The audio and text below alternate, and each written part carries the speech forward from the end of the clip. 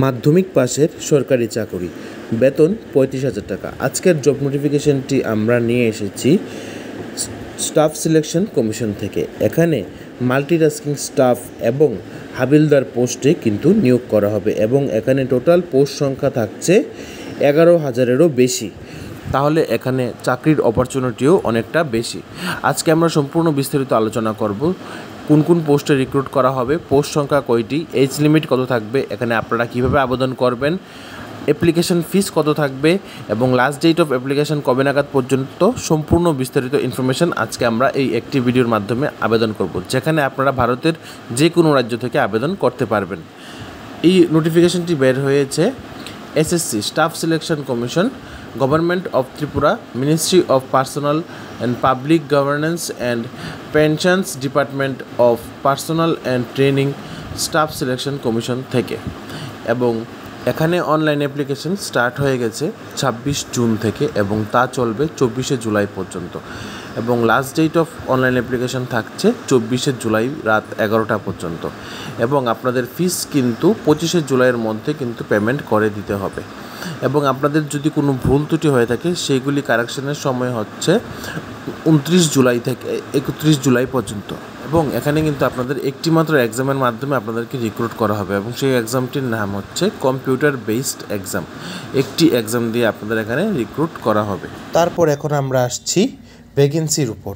এখানে হাবিলদার পোস্টে নিয়োগ করা হবে ১,০৭৫ জন এবং এমটিএস পোস্টে এখানে কিন্তু প্রচুর সংখ্যক স্টাফ নিয়োগ করা হবে। এখানে লেখা আছে ভ্যাকেন্সিজ বিং কালেক্টেড। এখানে ৫,০০০-এর উপর কিন্তু এখানে স্টাফ নিয়োগ করা হবে। এখানে তোমরা আনুমানিক ধরে রাখতে পারো ১১,০০০-এরও বেশি এখানে স্টাফ নিয়োগ করা হবে এই দুইটি পোস্ট থেকে। তারপর এখন আসছি কারা এই চাকরির মধ্যে আবেদন করতে পারবে।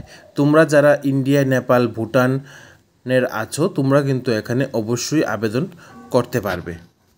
এখন আমরা আসছি এইজ ক্রাইটেরিয়ার উপর।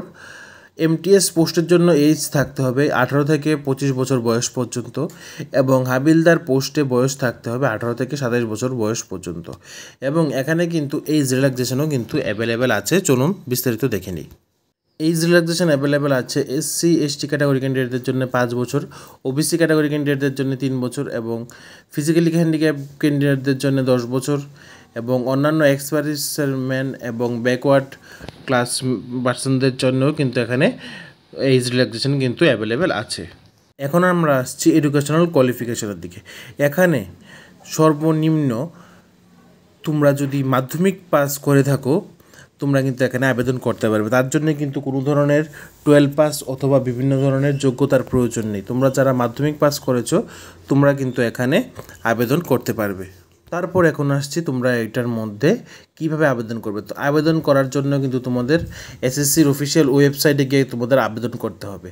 ওয়েবসাইটটি হচ্ছে https://ssc.gov.in। এই ওয়েবসাইটের মধ্যে কিন্তু তোমাদের আবেদন করতে হবে। এখন আসছি অ্যাপ্লিকেশন ফিস।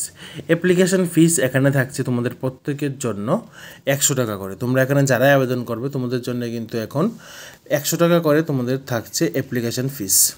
তোমাদের আমি আরেকটা জিনিস বলে রাখি, তোমাদের যদি অ্যাপ্লিকেশান করার সময় কোনো ধরনের ভুল ভ্রান্তি থাকে তাহলে কিন্তু ওয়েবসাইট থেকে তাদের একটি নিজস্ব কারেকশন ডেট দিয়ে রেখেছে। এখানে সেই কারেকশন ডেটটি হচ্ছে ২৯ জুলাই থেকে ৩১ জুলাইয়ের মধ্যে। তোমাদের যদি অ্যাপ্লিকেশানের সময় কোনো ধরনের ভুল ভ্রান্তি হয় তোমাদের কিন্তু এই ৩ দিনের মধ্যে কিন্তু তোমাদের কারেকশন করে পুনরায় অ্যাপ্লিকেশান জমা করতে হবে। তারপর এখন আসছি এক্সাম প্যাটার্ন এবং সিলেবাসের উপর। তোমাদের 2টা সেশনে এক্সাম হবে, ফার্স্ট সেশন এবং সেকেন্ড সেশন। ফার্স্ট সেশনে তোমাদের থাকছে নিউমেরিক্যাল অ্যান্ড ম্যাথমেটিক্যাল অ্যাবিলিটিস এবং সেকেন্ড সেশনে থাকছে reasoning abilities and problem solving. দুটি সেশনেই তোমাদের 20 করে কোয়েশ্চেন থাকবে এবং টোটাল মার্কস থাকছে এখানে 60 করে, টোটাল 120 মার্কস এবং এই 120 মার্কস কিন্তু তোমাদের থাকছে এবং এখানে টোটাল 40 কোয়েশ্চেনের মধ্যে তোমাদের কিন্তু অবশ্যই 12 কোয়েশ্চেন কিন্তু পারতেই হবে এবং এখন ফার্স্ট সেশনের এক্সাম হবে টোটাল 45 মিনিটস। তারপর সেশন হচ্ছে 2। ফার্স্ট সেশনের পরে তোমাদের থাকছে সেশন 2, সেখানে জেনারেল অ্যাওয়ারনেস এবং ইংলিশ ল্যাঙ্গুয়েজ এবং কম্প্রিহেনশন থাকছে তোমাদের সাবজেক্ট। 2টা সাবজেক্ট থেকেই 25 করে কোয়েশ্চেন আসবে, টোটাল 50 কোশ্চেন আসবে এবং এখানে টোটাল ম্যাক্সিমাম মার্কস থাকছে 150 মার্কস, ঠিক আছে। এবং তোমাদের কিন্তু এখানে 50 মার্ক কিন্তু পেতেই হবে, ঠিক আছে। তোমাদের কিন্তু অবশ্যই 50 মার্ক পেতে হবে অন্ততপক্ষে মেরিট লিস্টে নাম ওঠানোর জন্য। এবং তারপর যাদের নাম্বার বেশি থাকবে তাদেরকে কিন্তু সিলেক্ট করে জব দেওয়া হবে।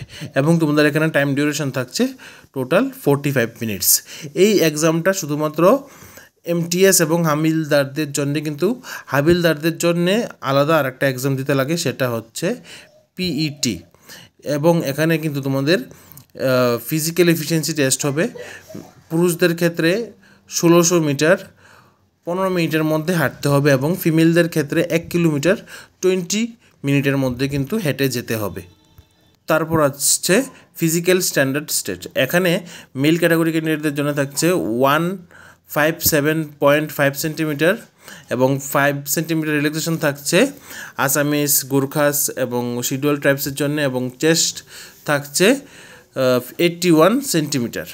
তারপর ফিমেল ক্যাটাগরি ক্যান্ডিডেটদের জন্য হাইট থাকছে 152 এবং ওয়েট থাকতে হবে 48 কেজি, ঠিক আছে। হাইটের ক্ষেত্রে 2.5 সেন্টিমিটার রিল্যাক্সেশন থাকছে সেম আসামিস, গুরখাস এবং শিডিউল ট্রাইবসের জন্য, এবং ওয়েটের ক্ষেত্রে রিল্যাক্সেশন থাকছে 2 কেজি ফর আসামিস, গুরখাস এবং শিডিউল ট্রাইবস ক্যাটাগরি ক্যান্ডিডেটদের জন্য। এখানে কিন্তু তোমরা ভারতের যে কোনো রাজ্য থেকে আবেদন করতে পারবে।